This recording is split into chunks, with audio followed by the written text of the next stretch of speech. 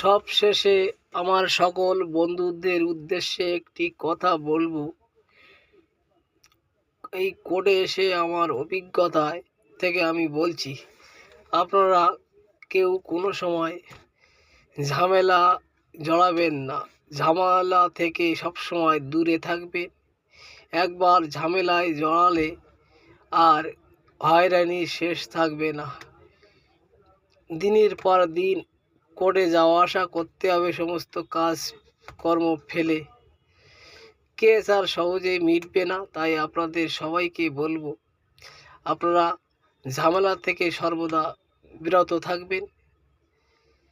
এই আপনাদের উদ্দেশ্যে আমার প্রার্থনা রইল।